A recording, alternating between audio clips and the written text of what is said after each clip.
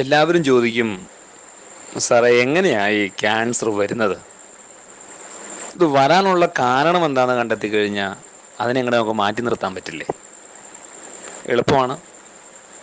Cancer വരുന്ന കാരണങ്ങൾ പല കാരണങ്ങൾ പറയുന്നുണ്ട്. പാരമ്പര്യമാണ്, ജനിതകമാണ് എന്നെല്ലാം പറയുന്നുണ്ടെങ്കിലും ഭൂരിഭാഗം ക്യാൻസറുകളും തെറ്റായ ജീവിത രീതികൾ പിന്തുടരുന്നതിൻ്റെ പേരിൽ മാത്രം വന്നു കയറുന്നതാണ്. ടൂത്ത് പേസ്റ്റ് എങ്ങനെയാണ് നിങ്ങൾക്ക് ക്യാൻസർ ഉണ്ടാക്കുക?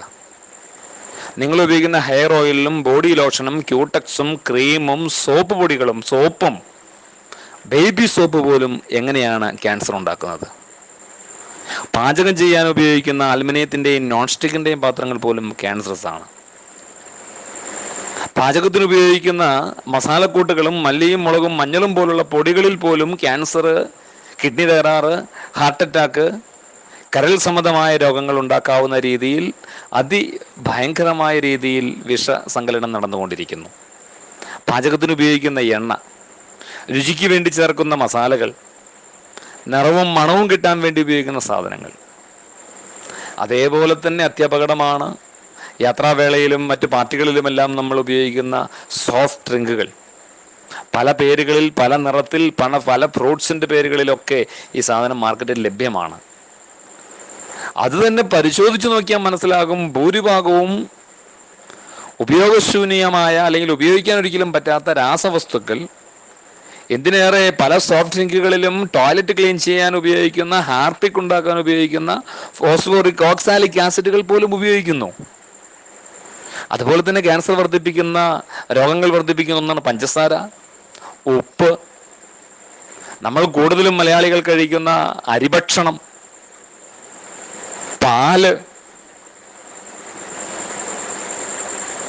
അങ്ങനെ നിരവധി നിരവധി നിരവധി ക്യാൻസർകാരികളായ സാധനങ്ങൾ. ഒരുപക്ഷെ ഇതെല്ലാം കേൾക്കുമ്പോൾ ഇങ്ങനെയൊക്കെ പറഞ്ഞാൽ എങ്ങനെയാ ജീവിക്കാൻ പറ്റുക എന്ന് നിങ്ങൾ തിരിച്ചു ചോദിക്കും. പലയിടത്തുനിന്നും കിട്ടുന്ന ചോദ്യമാണ്. എങ്ങനെയാ ഇങ്ങനെയൊക്കെ നോക്കി ജീവിക്കുക? വരുന്നിടത്ത് വെച്ച് വരട്ടെ, വരുന്നിടത്ത് വെച്ച് വരട്ടെ എന്ന് നോക്കി നമുക്ക് ജീവിക്കാം, ഒരു കുഴപ്പവുമില്ല. പക്ഷെ അല്പം ശ്രദ്ധിച്ചാലോ? നിങ്ങളുടെ മനസ്സിൽ നിങ്ങൾക്ക് ആരോടെങ്കിലും ദേഷ്യമുണ്ടോ? പകയുണ്ടോ? വൈരാഗ്യമുണ്ടോ? പേടിയുണ്ടോ? നിങ്ങൾ രോഗിയാവും. നിങ്ങൾക്ക് ക്യാൻസർ പോലുള്ള രോഗങ്ങൾ വന്നു ചേർന്നാൽ പിന്നെ അത് ഭേദപ്പെടാൻ എത്ര വലിയ പണം മുടക്കി കഴിഞ്ഞാലും സാധ്യതയില്ല. കാരണം രോഗങ്ങൾ ഉണ്ടാക്കുന്നതിൽ വളരെ വളരെ വളരെ പ്രാധാന്യമുണ്ട്. നിങ്ങളുടെ പെൺമക്കൾ 12 വയസ്സിന് മുൻപ് പ്രായപൂർത്തിയാകുന്നുണ്ടോ? ആയിട്ടുണ്ടോ? എങ്കിൽ ബ്രസ്റ്റ് ക്യാൻസറിനുള്ള സാധ്യതകളുണ്ട്. പേടിപ്പിക്കാൻ പറയുന്നതല്ല കേട്ടോ.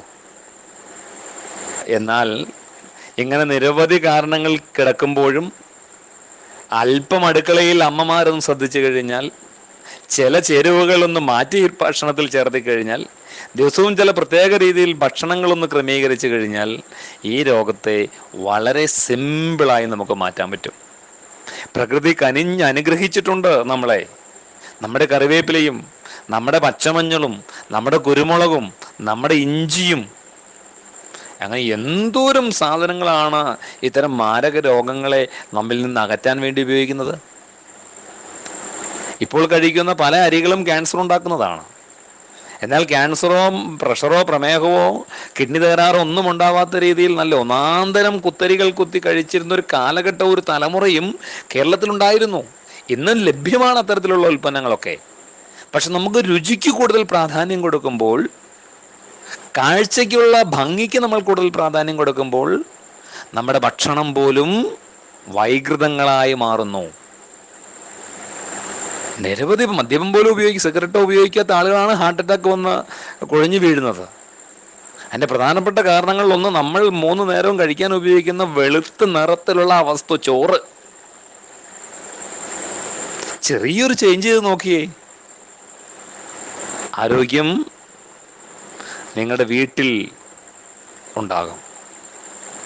ആരോഗ്യമുള്ള കുടുംബത്തിൽ സമ്പത്തുണ്ടാകും. ആരോഗ്യമുള്ള കുടുംബത്തിൽ സമാധാനമുണ്ടാകും. ആരോഗ്യമുള്ള കുടുംബത്തിൽ സന്തോഷമുണ്ടാകും. ഇത് മൂന്നും നശിപ്പിക്കുന്നതും ആരോഗ്യം തന്നെയാണ്. ഈ ആരോഗ്യത്തെ നശിപ്പിക്കുന്നത് തെറ്റായ ശീലങ്ങളും ശൈലികളും പിന്തുടരുന്നതാണ്.